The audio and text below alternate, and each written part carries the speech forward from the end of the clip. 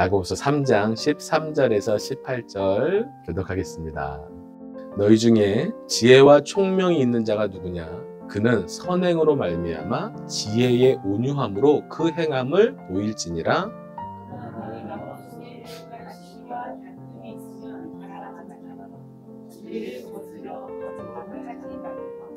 이러한 지혜는 위로부터 내려온 것이 아니요 땅 위의 것이요 정욕의 것이요 귀신의 것이니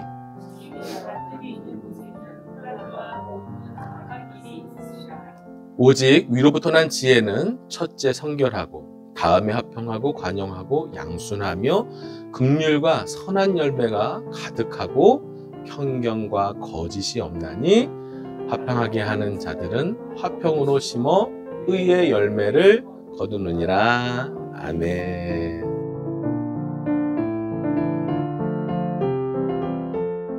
지난 시간 행함이 있는 믿음을 말하면서 야고보가 첫 번째 아주 단호하게 말했던 게 뭐였죠? 말이었습니다. 말. 그래서 지난 시간을 또 한 문장으로만 딱 정리하면 무엇인가요? 제가 별표 5개, 10개 치라고 좀 말씀을 드렸죠? 믿음의 온전함이 어디 있다고요? 말에 실수를 줄여나가는 것이 이게 믿음의 온전함이라고 우리는 좀 다르게 생각할 수 있잖아요. 신앙생활을 잘하는 것이, 믿음이 좋아지는 것이 봉사도 많이 하고 희생하고 섬기고 이런 것이 고귀하죠. 굉장히 고귀하고 자신을 낮추고 자신을 희생하는 것이 당연히 고귀한 삶이고 믿음이 좋아 보이는데 야고보는 그걸 말하지 않아요.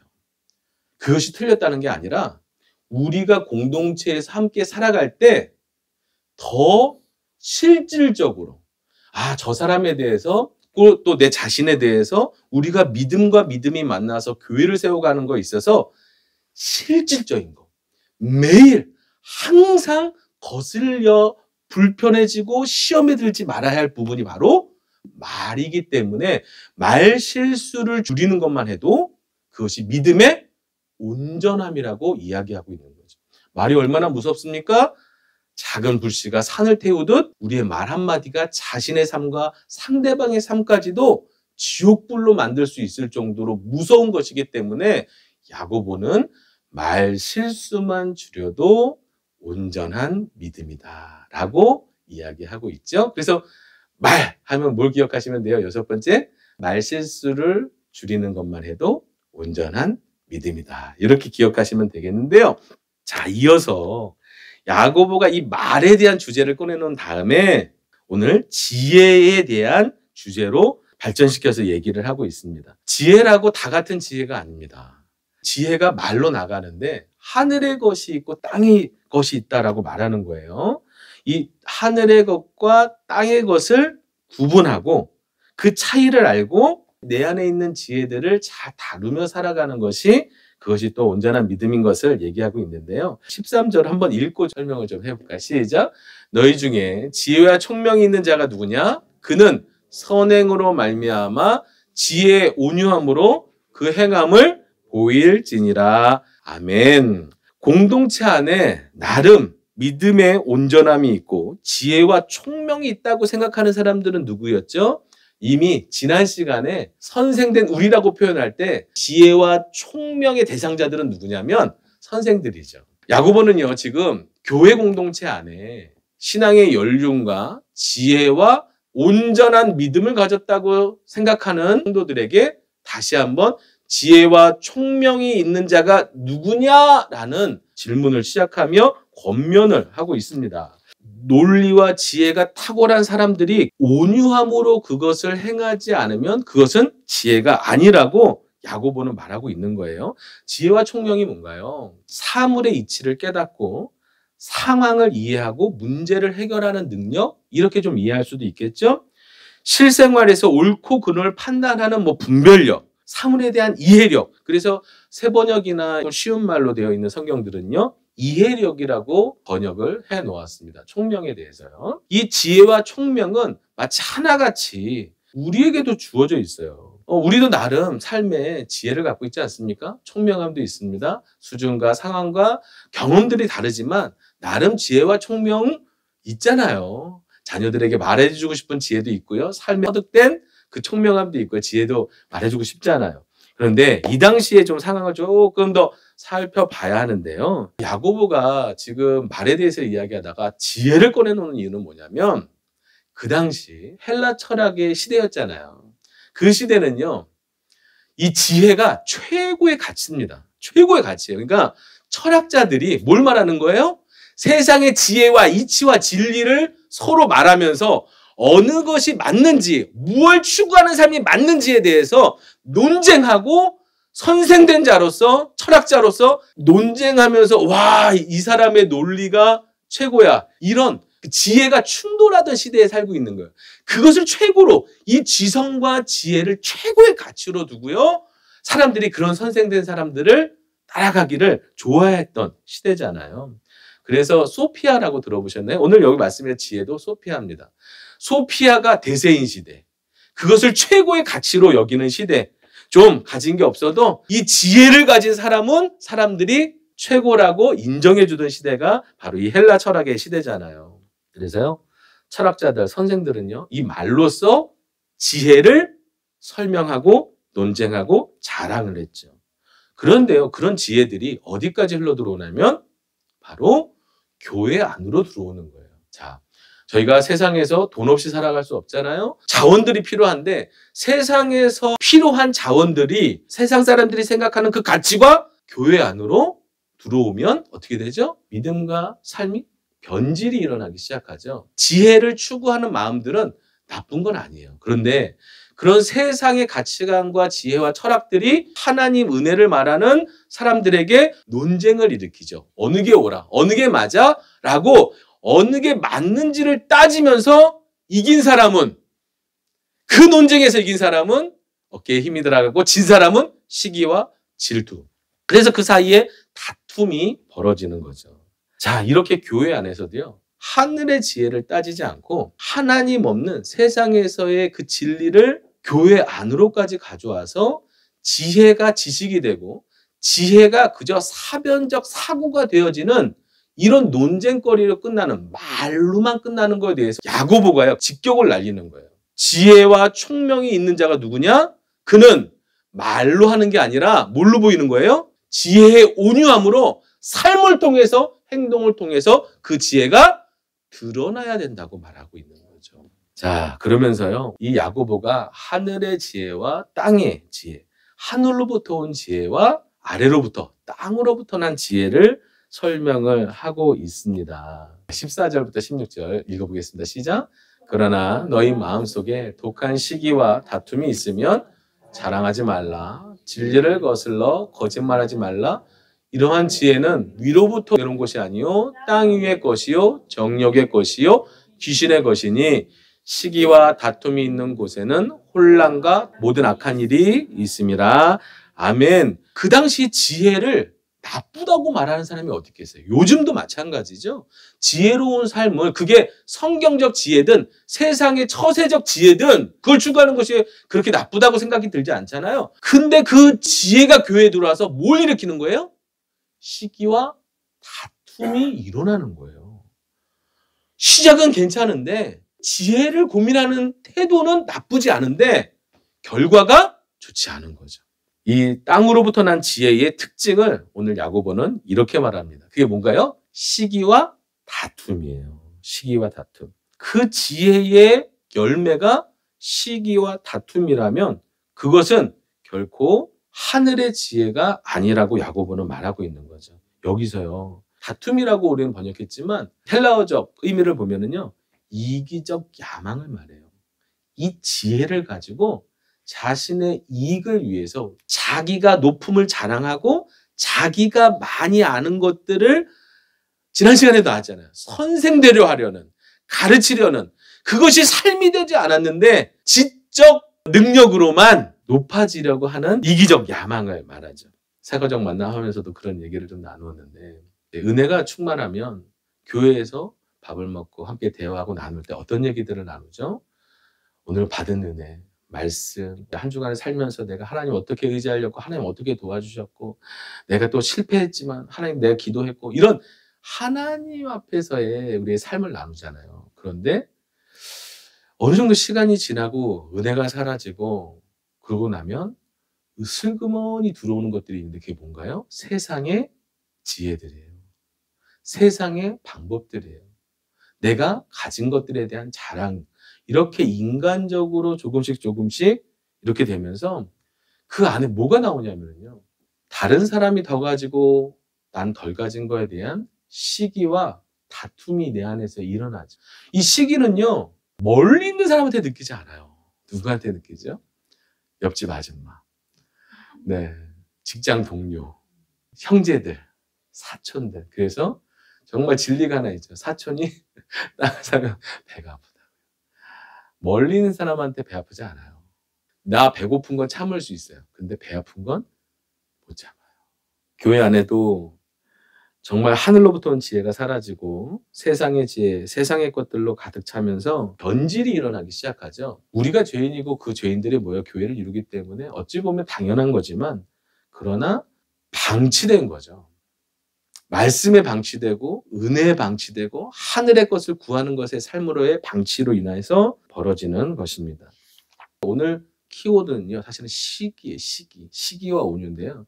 이 시기를 내 삶과 내 자신에 대해서 좀 고민해 보셨으면 좋겠다. 이 시기를 다루어내는 게 믿음이에요. 다시 한번 말씀드릴게요. 내 안에 있는 죄로부터 생겨나는 이 시기를 다루어내는 것이 온전한 믿음으로 나아가는 거예요. 시기는요, 거칠어집니다. 시기는 부드럽지 않아요. 시기는 맞는 말 하는 것 같지만 거칠어요.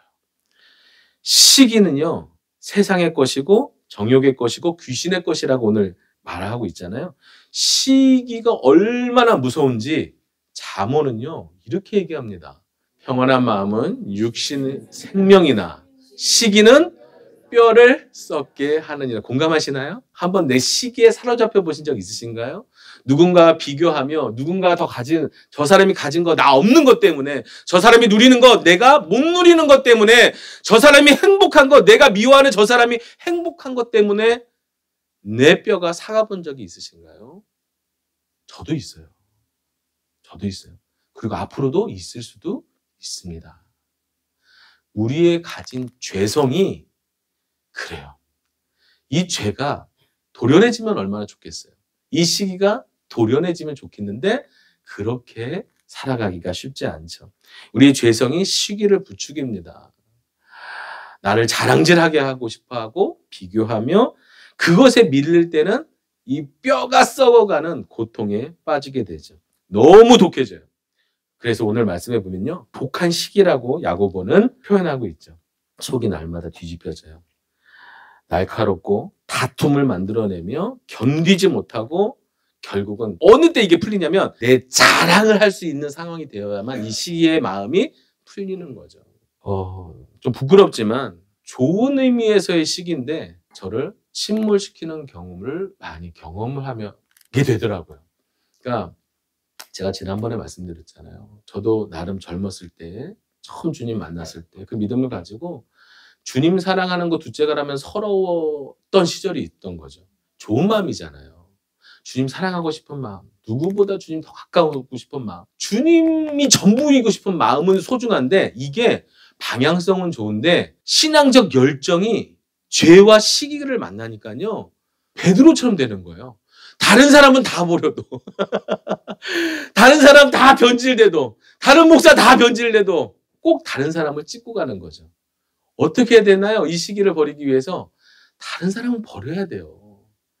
비교하시면 안 되고요. 아무리 좋은 것이라고 해도 내가 내 신앙이 하나님 앞에 더 건강해지고 순전해지기 위한 노력이지만 다른 분들하고 내 신앙을 비교하며 내 목회를 비교하며 이 교회의 크기를 비교하며 그렇게 가면 여기에 뭐가 생기냐면 시기가 생기는 거예요. 방향은 좋아요. 온전한 믿음, 하나님의 사명, 이 방향은 너무 좋은데 그것이 시기가 되는 순간 내 마음을 다 태워버리죠. 뼈를 썩게 하죠.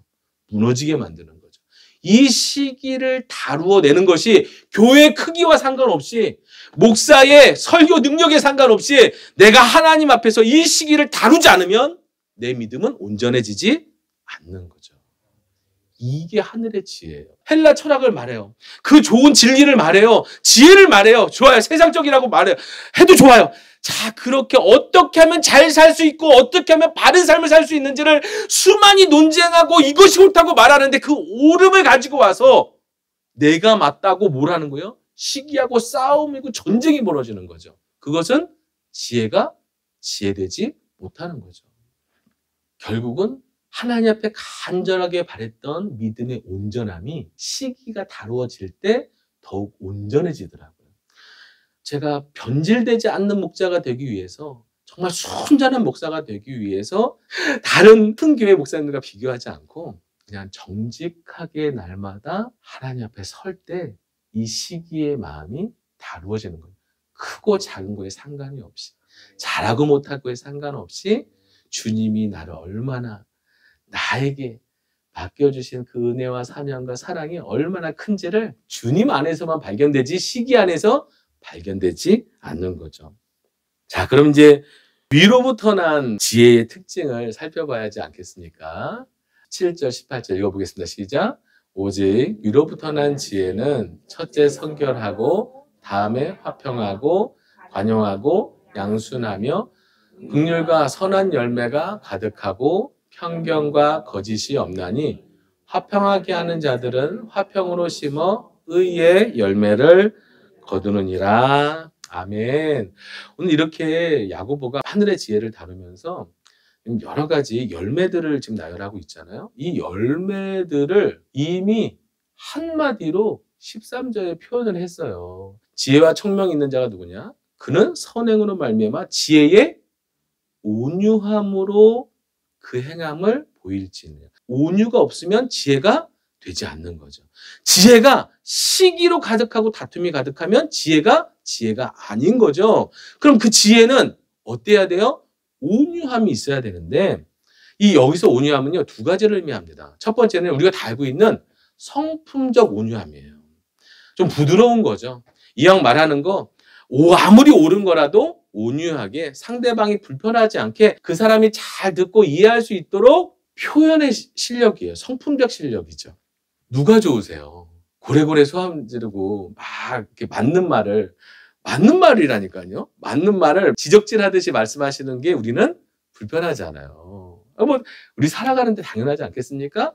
그런 온유함이에요. 아무리 지혜를 가졌어도 그 지혜가, 그 선함이 온유함으로 나타나야 정말 그것이 열매를 맺을 수 있는, 이 온유함은 지혜를 빛나게 하는, 열매 맺게 하는 걸음과 같아요. 또 하나의 온유함이 있어요. 성품적 온유함은 함께 공동체를 이루는, 야고보가 말할 때는 그 야고보의 서신을 읽는 그 공동체 사람들이 함께 연습해야 될 온유함이죠. 그런데요, 하나님 앞에서의 온유함이 있습니다. 이건 영적인 온유함이에요. 영적인 온유함은요, 하나님의 말씀이 내 안에서 다루어지도록 내 마음을 온유하게 만드는 거예요. 내가 하나님 앞에 잘 길들여진 말과 같이, 재갈을 물린 말과 같이 하나님의 말씀이 내 안에 들어올 때에, 하나님의 진리가 내 안에 역사하실 때에 그 주님 앞에 순종할 수 있는 너그럼과 온유함을 말하는 거예요. 이것이 영적인 온유함입니다. 사람 앞에서야 당연히 부드럽고 친절하게 이야기해야 되죠. 그런데 하나님 앞에서 부드럽게 대하면 뭐냐면, 그분이 말씀하실 때에 내가 온유함으로 그 말씀을 받아내는 실력을 말하는 것이죠. 그래서요, 예수님께서 이렇게 말씀하시는 거예요. 나는 마음이 온유하고 겸손하니 나의 멍에를 메고 내게 배우라. 그리하면 너희 마음이 쉼을 얻으리니. 아멘. 예수님께서 마음이 온유하고 겸손한 자신에게 배우라고 말씀하셨습니다. 예수님의 온유함은 어떤 온유함인가요? 십자가를 져야 하는 온유함이에요. 그 하나님의 뜻을 받아들이는 온유함이에요. 주님도 기도하셨죠. 피할 수만 있다면. 이게 뭔가요? 신으로 오신 하나님의 아들의 저 마음에 있는 솔직한 심정이죠. 그런데요, 그 자신의 마음과 자신이 원하는 거와 상관없이 하나님 뜻 앞에서 내 마음을 온유하게 하여 주의 뜻 앞으로 걸어나갈 수 있도록 자신을 엎드리는 것. 이것이 바로 예수님께 있었던 온유함이죠. 어떤 악기가 제일 좋은 건지 아세요? 연주자에게 자신의 손에 길들여진 악기가 최고의 악기죠. 그 악기만 가져가는 거예요. 그 악기가 쓰임받는 거예요. 그 악기가 연주자에게 가장 소중한 자원이 되는 거죠. 그래서요, 이 온유함, 하나님 앞에서 내가 다루어지는 것이 하나님 앞에서의 영적인 온유함인데, 그렇게 나를 다루어내는 것이 온전한 믿음이고, 그렇게 내 시기가 다루어지고 온유함으로 하나님 앞에 내 믿음의 태도가 될 때에 하나님이 다룰 수 있는 사람으로 나를 내어드릴 수 있을 때에 그 인생이 정말 복되게 하나님 앞에서 쓰임 받게 되는 거죠. 자, 그래서 아까 읽었던 이 말씀만 좀 하고 마무리를 좀 할까 해요. 보이시나요? 어떠한 단어들이 있나요? 첫째, 성결. 그 다음, 화평, 관용, 양순, 긍휼. 단어 한 단어 짧게 좀 이렇게 이해를 하고 갈게요. 성결은 뭔가요? 깨끗하고 순전하고 죄가 없이 거짓이 없는 마음의 순전한 상태를 말하죠. 화평은요, 오늘 표현으로는요, 다툼이 없는 것, 분쟁이 없는 것을 말하는 거예요. 분쟁거리를 만드시지 않으면 화평해지는 거예요. 관용은 뭐냐면요, 사려 깊은 관대함, 친절함, 지나치게 엄격하지 않은, 자신의 기준을 다른 사람에게 지나치게 적용하고 강요하지 않는 넓은 아량을. 왜냐하면 사람마다 수준이 다르거든요. 지혜와 믿음의 실력과 삶의 실력이 서로 다르기 때문에 내가 살아온 진리, 내가 살아온 지혜를 7살이든 10살이든 청소년이든 대학생이든 나이에 상관없이 내 진리를 무조건 강요하는 것은 정말 어른의 모습이 아니죠. 자, 여기서 좀 더 집중하고 싶은 단어는 양순이 양순. 양순이 뭐냐면요, 순종 잘하는 거예요. 자신의 뜻을 대의를 위해서 굽힐 줄 아는, 고집스럽지 않은 것을 양순, 순종을 잘하는, 듣고 행하는 것을 잘하는, 이걸 양순이라고 말하죠. 자, 긍휼입니다. 이런 거예요. 내게 잘하는 사람한테만 잘해주는 걸 긍휼이라고 말하지 않고요, 저 사람이 나한테 잘해주는 거와 상관없이 나에게 비록 잘못했다고 해도 하나님의 은혜가 필요한 사람으로 대하는 것이 긍휼이에요. 그러니까 사랑할 수 있는 사람만 사랑하는 게 아니고요, 나한테 못하는 사람도 그래, 저 사람 밉지만 저 사람도 은혜가 필요한, 나처럼 나도 그랬지? 저 사람도 은혜가 필요한, 긍휼이 필요한 사람이야 라고 그렇게 여기는 마음이죠. 편견, 공평한 것, 위선이 없는 것을 말하는데요, 내 안에 있는 그 시기가 내 믿음 안에서 하나님 앞에서 말씀으로 다루어지면서 주님의 닮은 온유함으로 내 믿음이 성숙해 갈 때 이것이 온전한 믿음이라고 말하고 있는 것입니다. 그러니까 지혜는 그것이 시기와 다툼을 만들어내는 진리 지혜라면 하늘로부터 온 것이 아니고, 화평하고 온유하고 많은 이런 열매들을 만들어 간다면 이것은 하늘로부터 온 하나님의 것이다 라고 이야기를 하고 있는데요. 좀 한 주간 시기를 잘 다루어내는 숙제를 좀 드리고 싶어요. 교회 공동체가 이제 한 가정 한 가정, 또 한 사람 한 사람 우리가 모일 때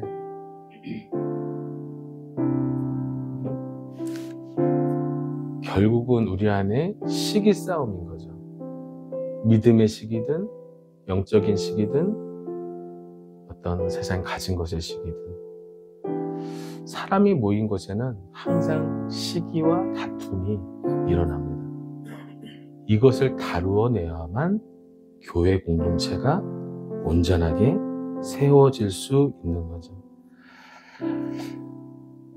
믿음이, 말씀이, 지혜가 지식으로 머물러질 때 그거는 처세술에 불과합니다. 말씀 처세술이죠. 그러나요, 하나님의 말씀이, 하나님 말씀 앞에 내 뜻과 내 계획이 온유로 다루어지고, 그리고 그것을 온유함으로 선행으로 내가 살아내게 될 때 그것이 진정한 하나님의 나라를 이루고 공동체를 세워가는 정말 지혜, 하늘로부터 온 지혜가 되는 것이죠. 여러분, 우리는 다 지혜를 가지고 살아갑니다. 제가 그거 무시하고 싶지 않아요. 많이 아파 보셨죠? 그것이 지혜가 되셨죠. 많은 삶에 고단함이 있으셨고 애씀이 있으셨죠? 탁월한 지혜를 가지셨어요. 엄마로서의 아름다운 지혜, 자녀를 사랑으로 품고 끝까지 인내하는 그런 지혜, 책임지는 지혜, 여러 가지 우리의 삶에 이미 수많은 세월 속에 그 지혜와 총명을 말씀과 함께 가지고 계시는데요. 오늘 그것이 하늘의 지혜냐 땅의 지혜냐를 결판짓는 것은 뭔가요? 그 지혜가 내 안에 시기의 문제를 다루어내고 사람들 앞에 온유의 열매를 맺혀가게 만드는 것. 이것이 하늘로부터 오는 지혜다라고 이야기를 하고 있습니다. 오늘 우리 함께 기도하실 때에 정직하게 시기로부터 자유로운 분 계시나요? 저도 싸우고 있어요. 아까 말했지만 조금 더 나아졌지만 여전히 내 안에 다른 사람과 비교하고 가진 것을 비교하고 더 나보다 더 누리는 이 모든 것들이 우리의 본능적으로 그것이 시기가 되어 우리 안에 늘 예배하는 가운데 하나님 앞에 그것 때문에 눈물 흘리잖아요. 이것을 정직하게 다루어내는 예배자가 되기를 하나님 그런 믿음 주시기를 하나님 내가 이 시기를 하나님 말씀 앞에서 기도하며 이 세상 앞에서 이 시기를 자랑하지 않고 이 시기를 온유한 열매, 선한 열매로 만들어갈 수 있는 정말 믿음의 실력, 말의 실력이 아니라 삶의 실력을 가진 믿음의 사람 되게 해달라고 이 시간 함께 기도했으면 좋겠습니다. 시기를 다루어내는 믿음의 사람이 되어 하나님의 나라의 온유함을 이 세상에 전하는 믿음의 사람으로 살게 해달라고 기도하며 나아갑니다.